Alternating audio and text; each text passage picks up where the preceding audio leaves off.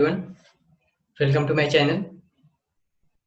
आज के वीडियो से हम पांडाज ट्यूटोरियल पार्ट 2 देख रहे हैं। इस वीडियो में पिछले वीडियो में हम पांडाज के बेसिक्स देखे थे। पांडाज होता क्या है, नंपाई एंड पांडाज में डिफरेंस क्या है, एंड पांडाज इंस्टॉलेशन देखे थे। इस वीडियो से हम pandas series, data frame and data को कैसे रीड किया जाता है वो हम देखेंगे। तो चलो स्टार्ट करते हैं। सबसे पहले मैंने इंपोर्ट किया पांडाज एंड नंपाई को। import numpy as np and import pandas as pd। तो सबसे पहले मैंने दोनों इंपोर्ट किया एंड इसको रन किया। ठीक है, तो ये हमारा सक्सेसफुली रन हो चुका है। एंड numpy हम यूज करते हैं मैट्रिक्स मल्टीप्लिकेशन के लिए, एंड पांडा जो यूज करते हैं हम डाटा एनालिसिस पार्ट के लिए यूज करते हैं। एंड मशीन लर्निंग में, डाटा साइंस जर्नी में पांडा जो है बहुत ही ज्यादा इंपॉर्टेंट होता है। ठीक है, तो हम इंपोर्ट कर चुके हैं। अब इसका हम वर्जन चेक करते हैं कि पांडा का कौन सा वर्जन हमने इंस्टॉल किया है। तो ये देखो, हम इंस्टॉल किया 1.0.1 वर्जन, जो हमारे सिस्टम में अभी पांडाज है। ठीक है, उसके बाद हम सीरीज क्रिएट करते हैं। तो मैंने एक माई सीरीज नाम से एक वेरिएबल लिया, उसमें स्टोर किया। सबसे पहले कॉल करते हैं pd.series एंड उसमें वैल्यू हमें स्टोर करते हैं 3, -5, 7 एंड 4। एंड इस वैल्यू का हम इंडेक्स क्या देते हैं, इंडेक्स देते हैं A B C and D. ठीक है, एंड सिंपल सबसे पहले मैं इसको रन करता हूँ एंड ये हमारा सक्सेसफुली रन हो चुका है। एंड अब मैं इसका टाइप चेक करता हूँ। तो ये हमारा टाइप है, इसका क्या टाइप है, पांडाज टाइप है। ठीक है, पांडाज कोर सीरीज। एंड इस वैल्यू को अगर हमें रन करना है तो हम क्या करेंगे, कैसे रन करेंगे इस वैल्यू को, सिंपल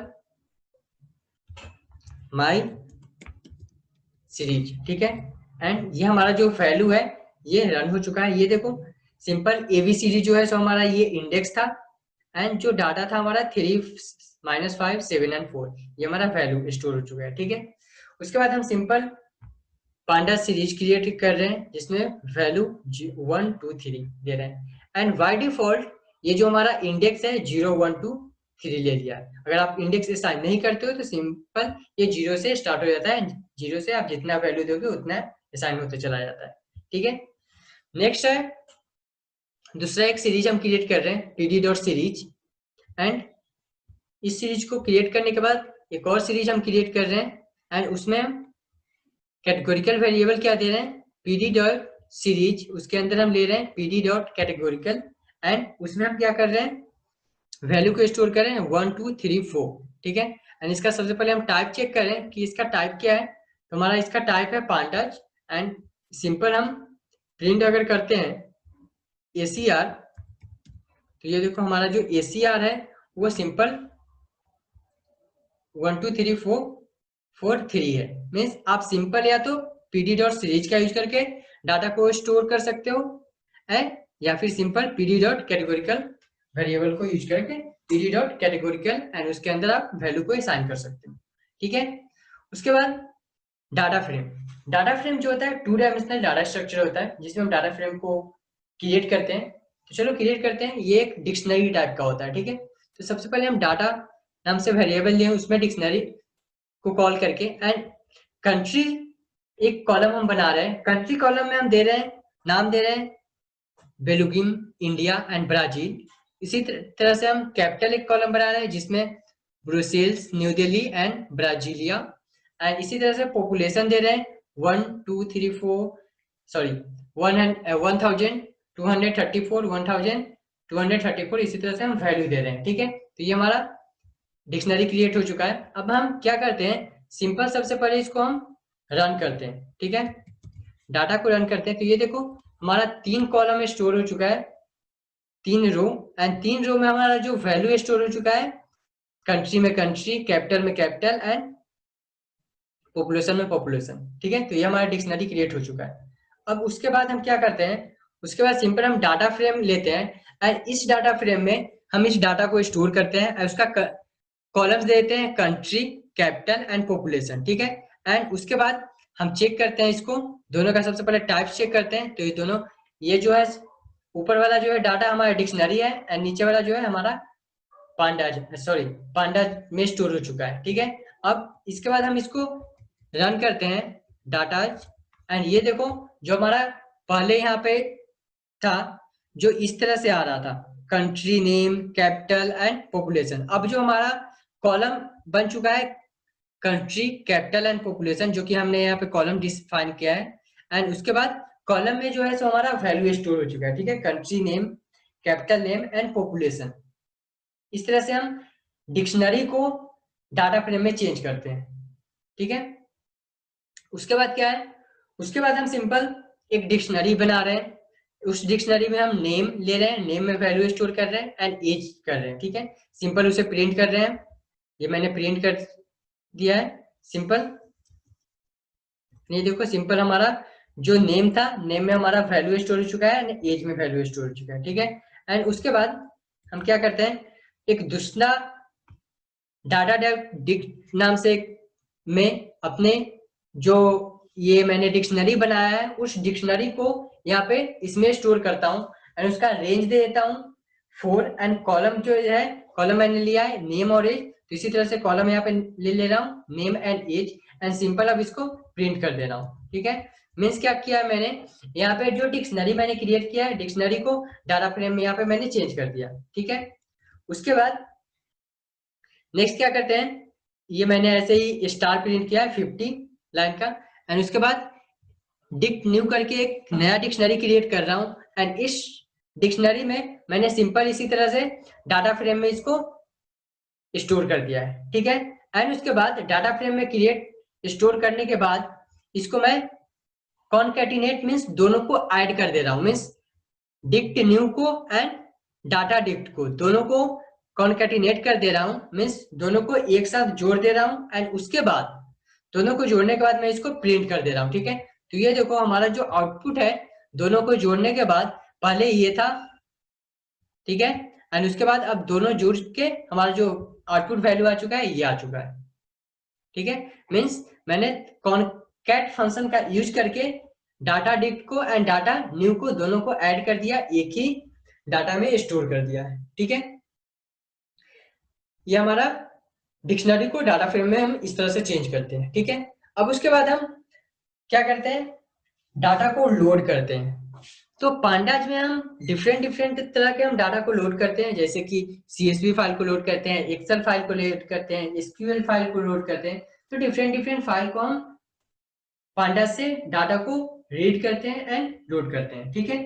तो डाटा को रीड करने के लिए क्या फंक्शन यूज करते हैं, हम सिंपल pd.read फंक्शन का यूज करते हैं एंड उसके बाद pd.read एंड जो भी आपका डाटा है जिस फॉर्म में है, सिंपल SQL फॉर्म में है तो SQL, टेबल फॉर्म में टेबल, जेसन फॉर्म में जेसन, HTML फॉर्म में HTML, क्लिपबोर्ड फॉर्म में क्लिपबोर्ड, CSV फॉर्म में है तो सिंपल pd.read CSV, ठीक है। एंड उसके बाद सिंपल पाथ, जो भी हमारा पाथ रहेगा, ठीक है। तो इस तरह से हम पांडाज को रीड करते हैं डिफरेंट फॉर्म के डाटा को, like CSV, Excel, SQL, JSON, HTML, जो भी जिस फॉर्म में भी हमारा डाटा है उस तरह से हम इसको पांडाज लाइब्रेरी के हेल्प से रीड करते हैं। अब अगर हमें किसी डाटा को स्टोर करना है, ठीक है, मीन्स रीड एंड राइट होता है। रीड जो कर रहे हैं सो हम pd.read फंक्शन का यूज करके कर रहे हैं एंड जब अगर हमें राइट करना है तो क्या करेंगे, टू CSV फंक्शन का हम यूज करेंगे। उसमें df जो है मीन्स हमारा जो ये वैल्यू स्टोर है वो हो गया and df dot to CSV function का यूज करके, अगर CSV में करना है तो टू CSV, एक्सेल में करना है टू एक्सेल, SQL में करना है टू SQL एंड इसी तरह से हम डिफरेंट फॉर्म में डाटा को रीड कर सकते हैं एंड राइट कर सकते हैं। चलो मैं सबसे पहले आपको डाटा को रीड करना सिखाता हूँ। तो मैं सिंपल यहाँ पे डाटा लिख रहा हूँ एंड pd.read CSV एंड उसके बाद हमारा जो डाटा है यहाँ पे हमारे पास डाटा है, सॉरी यहाँ पे हमारा डाटा है diabetes.csv, ठीक है। तो हम सिंपल यहाँ पे लिखे हैं pd.read CSV है तो हम CSV लिखे हैं यहाँ पे, ठीक है। अगर आपका एक्सेल है, SQL है तो यहाँ पे CSV के जगह पे SQL लिखोगे। इसके बाद हमारा यहाँ पे क्या देते हैं, हम पाथ देते हैं। तो पाथ क्या है हमारा, diabetes डॉट CSV, डायबिटीज का स्पेलिंग DIABETS, diabetes.csv। अब इसको मैंने सिंपल रन किया, ये हमारा डाटा रन हो चुका है, ठीक है। मीन्स जो डाटा है वो रीड हो चुका है। अब हम सिंपल चेक करते हैं डाटा डॉट सिंपल। अगर डाटा आप लिखते हो तो ये आपका सारा वैल्यू को रीड कर लिया, ठीक है। अगर इसी में हम सिंपल डॉट हेड फंक्शन का यूज करते हैं तो हेड फंक्शन क्या करता है, हमारा टॉप रो को ये प्रिंट करता है। अभी कितना है, 0 से लेकर 767 तक, मीन्स 767 तक सारा डाटा को ये रीड कर रहा है। अगर इसी में हम डाटा, यहाँ पे मैं आपको अलग करके दिखाता हूँ, डाटा डॉट हेड फंक्शन का यूज करते हैं तो ये टॉप के 5 रो को प्रिंट करता है। ये देखो टॉप के 5 रो को प्रिंट किया। अगर इसी में अगर आपको टॉप के 10 रो को प्रिंट करना है तो simple data dot head and इसके अंदर वैल्यू में आप दे दोगे 10। अब ये हमारा टॉप 10 वैल्यू को प्रिंट करेगा, ठीक है। अगर आपको लास्ट के 5 रो चाहिए तो आप सिंपल क्या करोगे, यहाँ पे हेड दिए हो क्योंकि आपको टॉप का वैल्यू चाहिए, तो आप सिंपल यहाँ पे दोगे डाटा डॉट टेल एंड ये हमारा लास्ट के 5 वैल्यू है, ठीक है। तो इस तरह से टॉप के 5 वैल्यू एंड लास्ट के 5 वैल्यू को आप चेक करते हो। अगर इसी में अगर आपको इस डाटा का सारा कॉलम को रीड करना है, उसके लिए क्या करोगे आप, simple data dot columns and उसके बाद सिंपल आप प्रिंट कर दोगे। तो ये देखो हमारा सारा कॉलम्स को ये प्रिंट कर दिया है, जो भी हमारा ये कॉलम्स है ये सबको प्रिंट कर दिया है। नेक्स्ट क्या करते हैं, हम इसका टाइप्स चेक करते हैं। तो data dot D types simple and ये देखो हमारा ये जितने भी डाटा का टाइप्स है, लाइक प्रेगनेंसी जो कॉलम है उसका इंट है, इंटीजर टाइप है एंड जो बीएमआई है एंड डायबिटीज है ये फ्लोटिंग पॉइंट है। मींस ये देखो बीएमआई जो है फ्लोटिंग पॉइंट नंबर है हमारा। तो इसी तरह से हम डी टाइप्स इसका चेक करते हैं, मींस डाटा टाइप चेक करते हैं। उसके बाद हम क्या करते हैं, इसका अगर शेप चेक करना है, मींस आपका जो डाटा है उसमें कितने रो है एंड कितने कॉलम है, तो उसके लिए क्या करते हैं, simple data dot shape and simple इसे प्रिंट कर देते हैं। तो ये देखो 768 रो है एंड 9 कॉलम है। आप यहाँ से रीड कर सकते हो 1 2 3 4 5 6 7 8 9, ठीक है।